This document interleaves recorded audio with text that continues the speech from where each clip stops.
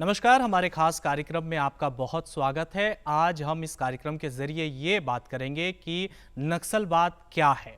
नक्सलवाद आज हमारे देश के लिए क्यों इतनी बड़ी समस्या बन चुकी है और नक्सलवाद और नक्सलियों के सुधार के लिए सरकार जो है वो किस तरह का काम कर रही है।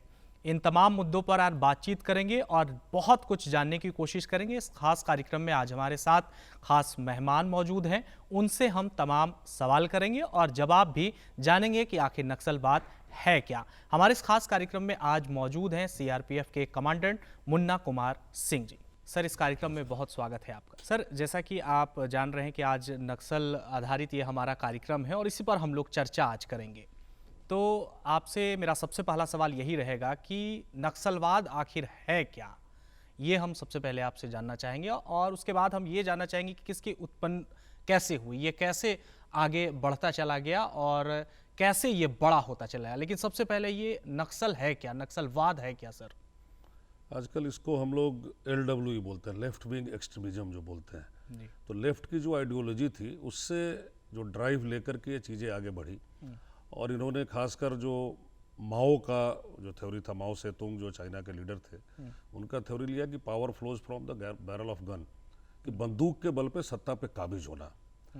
और थ्योरेटिकली जाएंगे तो बहुत सारी चीज़ें हैं कि जो हैव नॉट्स और हैव की बात होती है, जिनके पास संसाधन नहीं है जी।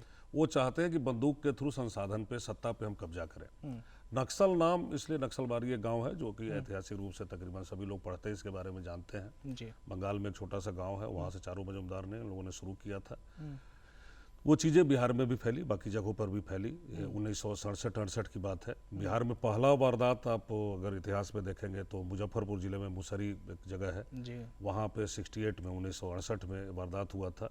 उसके बाद ये फैलता गया, ये जहर जो जमीन को लेकर के और जातिवाद को लेकर के काफ़ी बाकी जिलों में भी इस चीज़ की बड़े एक अजीब तरह से ध्रुवीकरण होती गई और ये बढ़ता फलता फूलता गया बिहार में। जी, यानी कि आप जो कह रहे हैं सर कि लेफ्ट की बात हम करें तो अभी की मौजूदा स्थिति की अगर हम बात कर लें तो मौजूदा स्थिति में उसकी क्या स्थिति है? चूँकि आप लोग तो हमेशा इस पर काम करते हैं, इस पर अभियान भी चलाया जाता है, तो अभी की क्या स्थिति है, ताज़ा स्थिति के बारे में हम जानना चाहेंगे। देखिए, जहाँ तक वैचारिक आइडियोलॉजी वाली जो बात है वो शायद ही कहीं रह गई है, आइडियोलॉजी नहीं है। अधिकतम इसमें क्रिमिनल लोग हैं जी। और जो वसूली का काम करते हैं, जो सरकार का कोई स्कीम है उससे, कोई वहाँ पर उस इलाके में कोई ऐसा बिजनेस कर रहा है उससे वसूली करने का।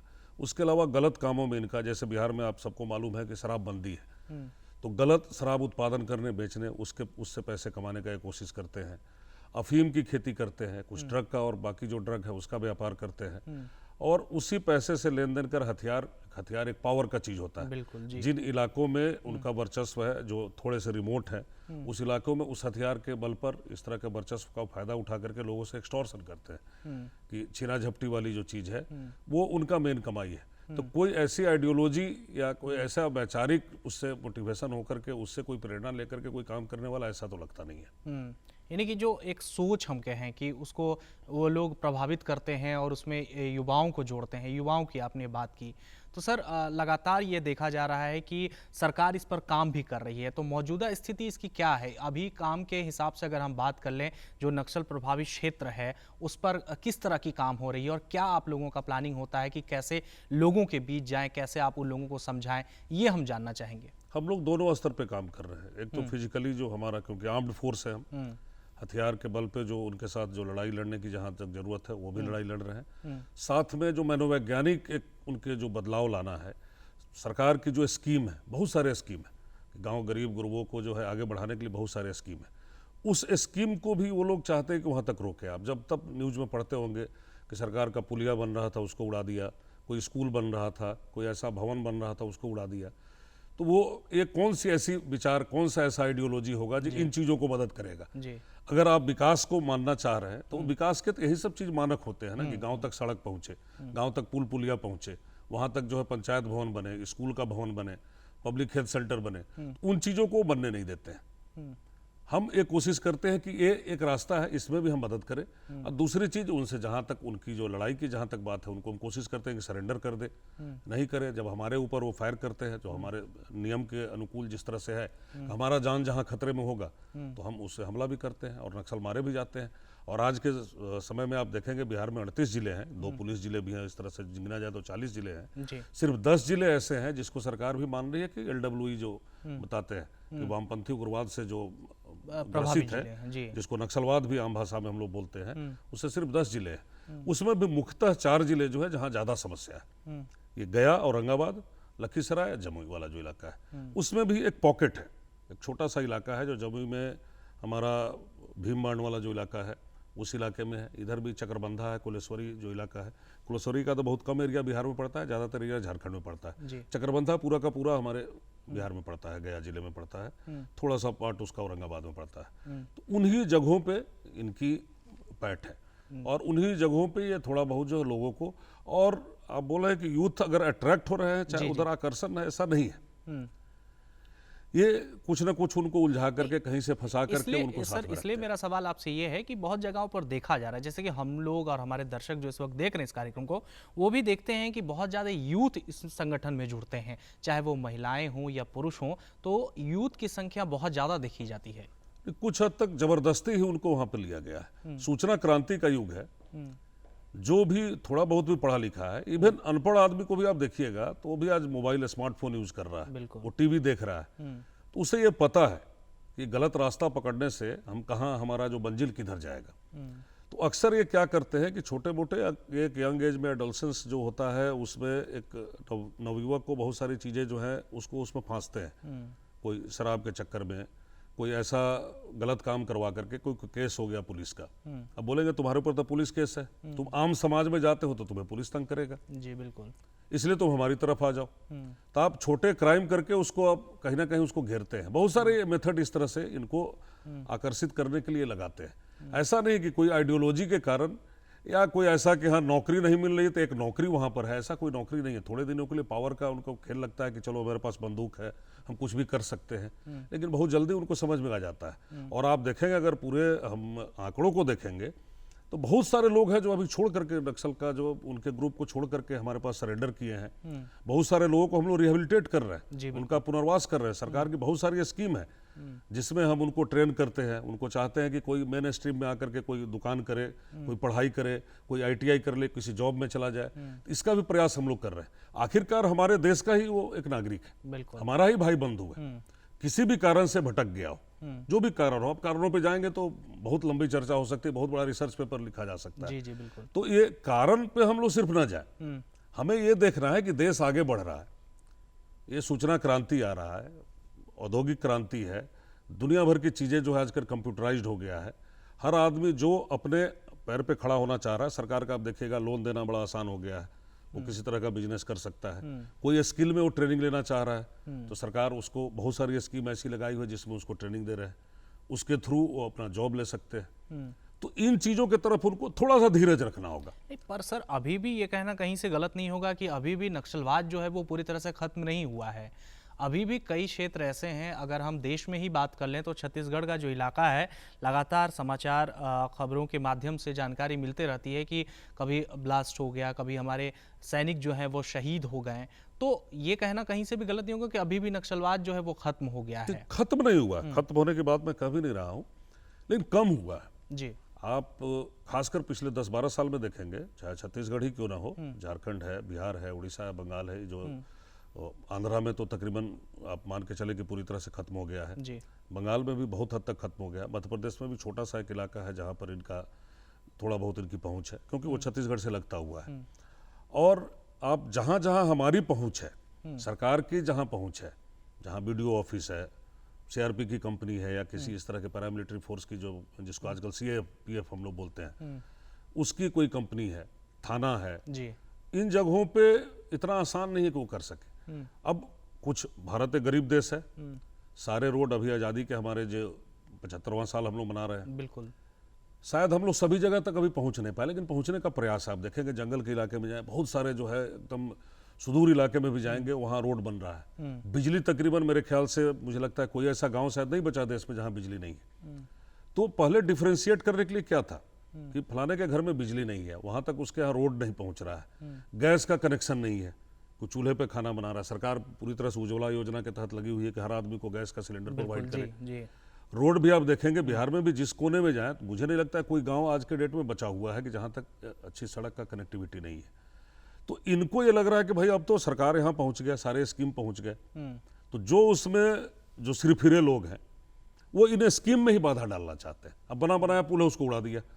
अब एक पुल बनाने का सिस्टम है, हम पुल नहीं बनाते हैं, लेकिन आप सरकार के स्कीम को देखेंगे, फिर कोई एस्टिमेट बनेगा, कोई बजट आएगा, कोई इंजीनियर जाएगा, कोई ठेकेदार जाएगा, बालू सीमेंट का कुछ व्यवस्था करना होगा, मौसम है, अभी देखिए कोरोना काल में लेबर नहीं मिल रहा था।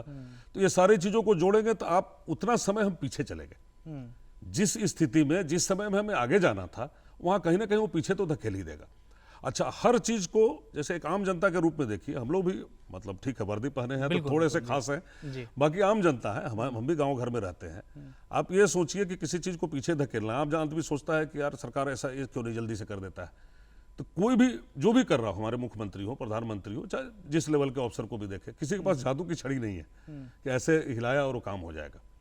तो इसलिए जो चीजें बनी हुई, सरकार की संपत्ति को रिस्पेक्ट करने का भी एक भाव हम लोगों में, एक संस्कार हम लोगों में आना चाहिए। एक स्कूल की बिल्डिंग उड़ा दिया गया, अब सोचिए एक पीढ़ी को आप वहां डैमेज कर रहे हैं। वहां पर फिर टीचर नहीं आएंगे पढ़ाने के लिए, स्टूडेंट वहां पे नहीं जाएंगे, फिर स्कूल बनेगी, स्कूल के आगे की हम लोग बात कर रहे हैं कि स्मार्ट क्लासेस उसमें कैसे हो। लड़कियों के लिए टॉयलेट नहीं था, उसके कारण कितनी दिक्कत होती थी। देखा हमारे प्रधानमंत्री जी, चाहे हर स्तर पे लोगों ने इस पे लगा हुआ कि स्वच्छता का अभियान में साथ में वहाँ टॉयलेट बनाया जाए लड़कियों के लिए, ताकि लड़कियों को स्कूल आने में दिक्कत नहीं हो। बिहार में आप देखेंगे कि लड़कियों के लिए कितनी सारी चीज़ें फ्री की गई, फीस माफ़ी किया गया, बस्ता दिया गया, ड्रेस दिया गया, साइकिल दिया गया। आप किसी गांव में भी जाएंगे देखेंगे साइकिल में लड़कियों का झुंड स्कूल में जा रहा है। तो ये बहाव जो आगे बढ़ रहा है, उसमें आप छोटा सा भी कहीं पर एक फ्यूज लगाते हैं, कुछ गड़बड़ी करते हैं, तो ये जो सिरफिरे लोग हैं यही चीज करते हैं।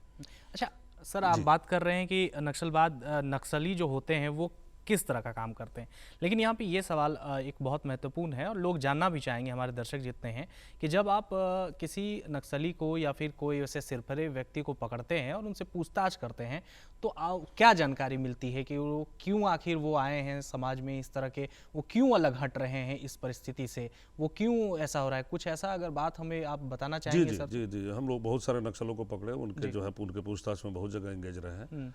अधिकतर आइडियोलॉजी ड्रिवन तो मुझे बहुत कम ही दिखा कि हाँ आइडियोलॉजी के कारण इसमें आया हो।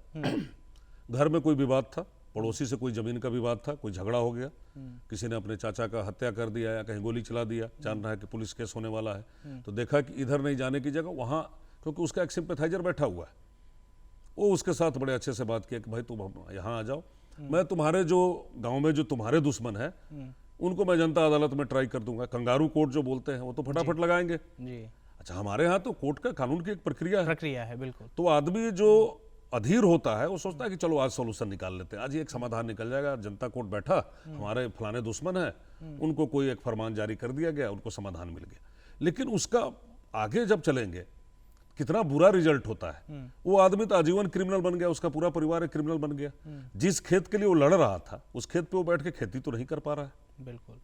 तो एक अहम की लड़ाई के कारण, पहले कहीं आपने अपने अहम को कंट्रोल नहीं किया, अपने गुस्से को कंट्रोल नहीं किया, उसके कारण आपने पहले झगड़ा किया अपने परिवार में या अपने पड़ोसी से या अपने गांव वालों से, अब बाद में एक बड़ा क्रिमिनल बन करके पूरे देश के साथ एक देशद्रोह कहिए कि आप देशद्रोह कर रहे हैं। देश जहां आगे बढ़ रहा है वहां पीछे ले जा रहे हैं, समाज को आप पीछे ले जा रहे हैं। अच्छा, फिर जब कोई भी आदमी जो गलत करता है, कोई ऐसा थोड़ी बोलता है कि मैं गलत कर रहा हूं। गलत आदमी जो है अपने गलत काम के लिए दुनिया भर के तर्क गढ़ने लगता है। फिर वो कुछ रोना रोएगा, देखिए मेरे साथ ऐसे सताया गया, फिर ऐसे हुआ, बहुत सारी कहानियां बनाएगा कि वो उन कहानियों को बना करके आप पुराने जमाने की बातों को भूल जाइए कि पुराने जमाने में कभी कुछ होता था। पिछले 10-12 सालों में बहुत बदलाव आया है, इस देश में ही नहीं दुनिया में आया है। अब गांव घर में देखेंगे बदलाव आया है, हर इलाके में बदलाव आया है। अब शायद हम में कोई कमी रह गई हो, हमारे जो शिक्षा व्यवस्था में कुछ ऐसी चीज रह गई हो, कोई चीज हमारे समाज की व्यवस्था में कोई कमी रह गई हो कि सब लोगों को हम लोग उस तरह का संस्कार शायद नहीं दे पा रहे। बिल्कुल, इसको हम लोग पूरे समाज का, सबका काम है। कोई भी, हमारे मुख्यमंत्री प्रधानमंत्री इसी समाज की देन है, हमारे बड़े जो अधिकारी हैं वो भी इसी समाज के देन है। तो पूरा समाज एक साथ लगे, जिसका अगर कोई काम है सरकारी तंत्र है उसकी भी सहायता ले और लोगों में संस्कार डाला जाए कि हम लोग को देशभक्ति का काम करना है, देश का विकास, अपना काम आप कर रहे हो, देशभक्ति कर रहे हो। जी आप पत्रकार हैं, आप यहाँ पर बैठे इंटरव्यू लेने के लिए, आप अपना काम करें, भी एक देशभक्ति का काम। बिल्कुल। हर आदमी लड़ने ही नहीं जाता है, हर आदमी पत्रकारिता ही नहीं करता है। तो उनमें ये संस्कार डाला जाए भाई कि तुम पढ़ो लिखो, थोड़ा धीरज रखो, तुम्हें नौकरी लगेगी या कोई ऐसा बिजनेस जो चीज जिस लायक तुम हो उस लायक आप डेमोक्रेसी में ऐसा तो किसी को रोक नहीं है।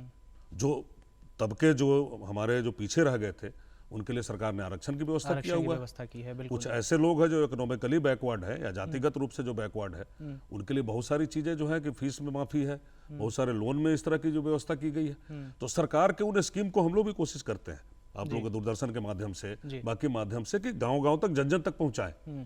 और उसका फायदा नहीं उठाने के लिए थोड़ा सा मेहनत लगेगा। मान लीजिए एक फॉर्म भरना है, तो फॉर्म भी भरना आप नहीं चाह रहे हैं, चाह रहे हैं कि हाँ नक्सल जो है आज हमें रिजल्ट दे दे रहा है। जी। तो आज का रिजल्ट जो है, कोई चीज आप हेवी डोज कोई दवा का भी ले लेंगे, आज ठीक लगेगा, लेकिन अगले दिन शरीर में किसी और अंग को भी तो डैमेज करता है। बिल्कुल। तो वो डैमेजिंग हो रही है हमारे समाज में, लेकिन काफी हद तक हम लोगों ने पिकअप कर लिया है। जी। आप देखेंगे, आप बिहार में देखें, मैं बता रहा हूं, जैसे कि अब 38 जिलों में से अब सिर्फ 10 जिलों में सिमट के रह गए, जिसमें भी 10 में जो 4 जिलों में इनका थोड़ा बहुत प्रेजेंस है, और वो भी वही क्रिमिनल तत्व के लोग हैं।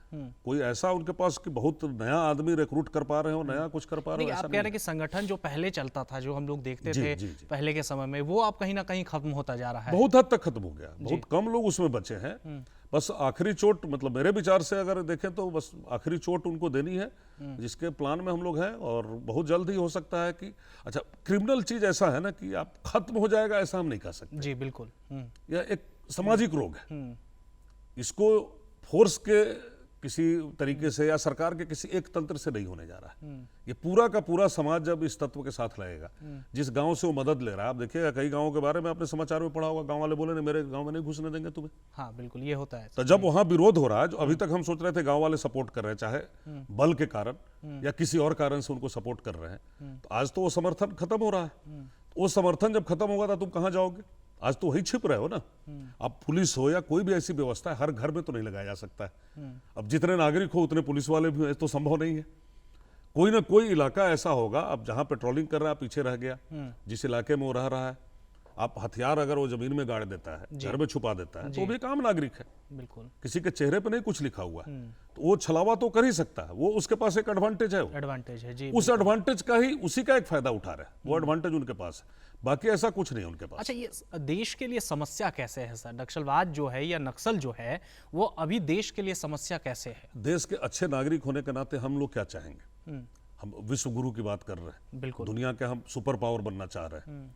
हमारा एक क्षेत्र या कोई एक प्रदेश पीछे रह जाता है, तो क्या हम विश्व गुरु बन पाएंगे? क्या हम सुपर पावर बन पाएंगे? क्या हम ये सीना ठोक करके बोल सकते हैं कि मेरा भारत महान है? कहीं ना कहीं समस्या तो रह गई ना, समस्या रह गई। कोई ना कोई शरीर का सारा अंग है, कोई ना कोई अंग तो हमारा बीमार रह गया ना, इसलिए तो देश के लिए समस्या तो है ही। ऐसा थोड़ी कि चक्रबंधा में प्रॉब्लम हो रही है तो यहाँ पटना में उसकी घंटी नहीं बजेगी।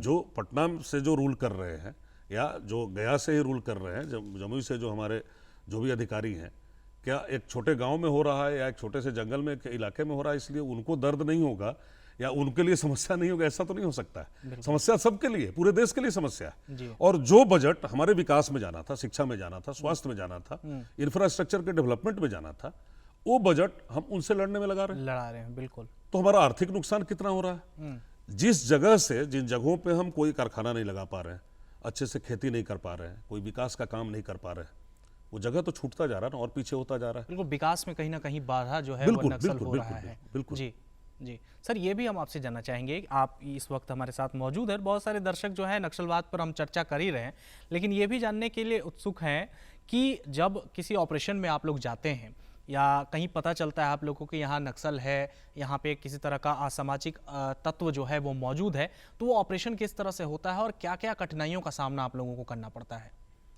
देखिए, जहाँ तक कठिनाई की बात है, फोर्स में हम लोग भर्ती होते हैं जान करके कि कठिनाइयाँ झेल ली है जी, तो उन कठिनाइयों को हम लोग कठिनाई बहुत हद तक नहीं मानते, फिर भी कठिनाई होती है। बारिश है, कहीं नाले पार करने हैं, पूरा कपड़ा भीग गया, शरीर की गर्मी से ही फिर उस कपड़े को सुखा सकते हैं। आप जंगल में कितना सामान लेकर जाएंगे? बिल्कुल।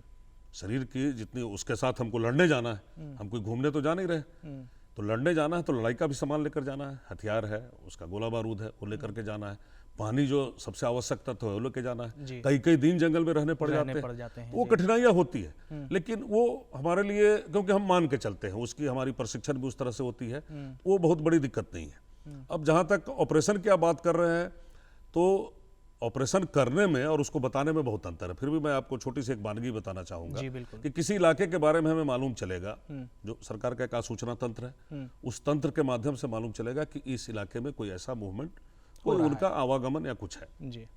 अब उस चीज़ को हमारे पास उसको वेरीफाई करने का भी एक तरीका होगा कि कैसे उसके बारे में पता करें कि हाँ सही है गलत है, सही आकलन उसका किया जाएगा। फिर हर स्तर के अधिकारी जो है, नॉर्मली साधारण तरीके से जो है हमारे कंपनी कमांडर जो है सबसे रिमोट क्षेत्र में होते हैं। एक कंपनी होती है, किसी भी सीएपीएफ की कंपनी होती है या स्टेट का जो आर्म्ड पुलिस है उनकी भी एक कंपनी होती है, तो कंपनी कमांडर तक वो सूचना आएगी। या कई बार सूचना जो हो सकता है ऊपर लेवल पर आएगी, हमारे जो पुलिस हेडक्वार्टर में आएगी, या हमारे जो सेक्टर मुख्यालय हैं सीएपीएफ के वहाँ पर आएगी। वहाँ से हम नीचे बताते हैं कि फलानी जगह से खबर है। आजकल टेक्निकल बहुत सारे तरीके हैं जिसके थ्रू आता है, बहुत सारे माध्यम। जी जी बिल्कुल। उसके बाद वो प्लानिंग होती है। अब जिस इलाके में जाना है, आप गर्म इलाके में जाते हैं तो गर्मी के लिहाज से तैयारी करके जाते हैं, सर्दी इलाके में जाते हैं तो स्वेटर कोट के लिहाज से जाते हैं, बारिश होने वाला हो तो छाता लेकर के जाते हैं। तो उस तरह से सरकार का एक तंत्र बना हुआ, किस इलाके में जाना है, किस प्रकार का हथियार अम्युनिशन जाना है, कितनी शक्ति जानी है, कितना बल वहां जाना है, वो प्लान करने का ये हम लोग का प्रशिक्षण है। उस मुताबिक उस इलाके में जाते हैं। कई बार ऐसा होता है कि भाई उनको हमारे चलने की खबर हो गई, बिल्कुल, चाहे उनका अपना एक तंत्र बैठाया हुआ है, वो जन अदालत लगा करके किसी को बताया कि हमें तुम खबर दोगे, नहीं खबर दिया तो जन अदालत में उसके साथ कुछ बदसलूकी करेगा, ये भी एक मुसीबत है। किसी को भी मुखबिर घोषित करके वो मार देगा, तो वो खबर उस तक पहुंच जाती है कि हाँ ये फोर्स आ रहा है। तो कई बार उस जगह से निकल जाते हैं। जब आमना सामना होता है तो फिर आमना सामने का उसमें फोर्स तो उनसे भारी हमेशा पड़ेगा। बिल्कुल। कई बार जो पहला झटका हमें जो आईडी आजकल बोलते हैं, इम्प्रोवाइज्ड एक्सप्लोसिव डिवाइस, जो देसी तरीके से जो बम बना करके लगा देते हैं, जो बिछाया जाता है, उसके बहुत सारे तरीके होते हैं। जो बारूदी सुरंग जिसको हम लोग कॉमन नाम से जानते हैं, उसके कारण हमारे यहाँ डैमेज भी होता है। तो उस डैमेज को भी हम लोग फोर्स में हैं, चलिए देश हित में उतना शहादत भी हमें बर्दाश्त करनी पड़ती है, बड़ा दुखद होता है जी जी, लेकिन ये ठीक है। अब फोर्स में मैं आपको बताऊं कि शहादत सेलिब्रेट किया जाता है, शहीद होना हमारे लिए बड़े गौरव की बात है। ठीक है, परिवार के लिहाज पे, संवेदना के लिहाज पे, जिसका रिश्तेदार है उसके लिए बड़ा दुख का बात है। हमारा भी वो रिश्तेदार है, मेरे साथ मेरे भाई बंधु की तरह इतने साल नौकरी किया, किसी आदमी की शहादत हो जाती है या किसी की भी कभी भी हो सकती है, तो वो एक संवेदना के स्तर पे दुख है। लेकिन आप देश के लिहाज से, गौरव के लिहाज से देखेंगे, तिरंगा में लपेटा जाना हर फौजी का एक ड्रीम होता है, एक सपना होता है कि चलो मरना ही हो, मरना तो सबको एक दिन, जब मरे तो वंदे मातरम, भारत माता की जय और तिरंगा में लपेट करके जाए, तब तो मजा है। नहीं बिल्कुल सर, मरने का भी मजा तब है। बिल्कुल, आप लोग हैं, आप लोग सरहद पे हैं, आप लोग जंगल में हैं, आप लोग उन मुसीबतों का सामना करते हैं, तभी हम और हमारे परिवार जो है वो घर पर चैन की नींद सो पाते हैं। सर एक और सवाल मैं आपसे ये जानना चाहूँगा कि जिस तरह से देश में अगर नक्सल की बात होती है, नक्सलियों की बात होती है, तो छत्तीसगढ़ का जो नाम है वो सबसे पहले आता है। तो क्या डिफरेंस है वहाँ पर, क्यों आखिर वहाँ नाम आता है, और क्या इसकी वजह है कि नक्सलवाद जो है छत्तीसगढ़ में सबसे ज़्यादा है? एक तो जब आंध्रा से उनको हटाया गया तो उन लोगों को सबसे अच्छा पनाह मिल गया वहाँ जी। आंध्रा में जितने भी थे नक्सल, और छत्तीसगढ़ को आप देखेंगे बिल्कुल हार्ट इंडिया का जो है, हृदय वाली जगह पे है। उसकी बाउंड्री आप देखिए, मध्य प्रदेश से लगता है, महाराष्ट्र से लगता है, उड़ीसा से लगता है, झारखंड से लगता है, इधर कुछ पोर्शन बिहार से भी लगता है जी। इस तरह से जो है उसका बाउंड्री चारों ओर लगता है। तो जुरिस्डिक्शन की बात है, जैसे अब हमने अपना एक जुरिस्डिक्शन तय किया, मेरा घर का एक दायरा है, मेरे कार्यालय का एक दायरा है, उसका भी वो लोग फायदा उठाते हैं। इस स्टेट की पुलिस, उस स्टेट की पुलिस, चाहे इधर का फोर्स, उधर का फोर्स, जी जी बिल्कुल, वहाँ का थाना, उधर का थाना, तो ये जो बॉर्डर इलाके हैं उसका एक फायदा उठाते हैं। दूसरा, उधर मिनरल बहुत है, बहुत तरह के कोयला है, लोहा है, जितने भी चीज होगा। झारखंड से आप नीचे चलते जाएं छत्तीसगढ़ की तरफ तो बहुत सारे चीज है, तो उसमें भी ये लोग हेराफेरी करने का इनको मौका मिल जाता है। उसमें जो गड़बड़ करने का जो है, उसमें वसूली करने का, बहुत सारा दुनिया भर की कंपनियां हैं जी बिल्कुल, बहुत सारे लेबर है, बहुत सारे ठेकेदार है, तो सबको तो प्रोटेक्शन नहीं मिला हुआ है, तो उनसे वसूली करने का उनको मिल जाता है।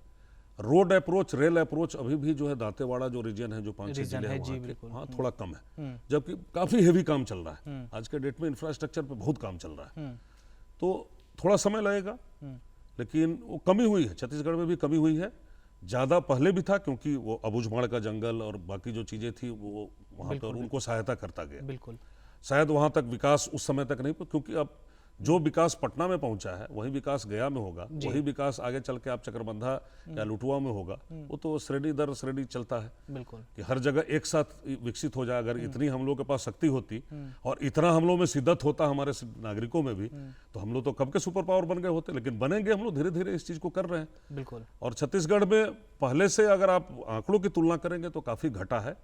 और सिर्फ सीएपीएफ ही नहीं, वहाँ की पुलिस भी पहले से बहुत ज्यादा तैयार हुई है अपना लड़ाई के लिए। बहुत तरह के और प्रयास किए गए हैं जिससे उनको कम किया जा रहा है।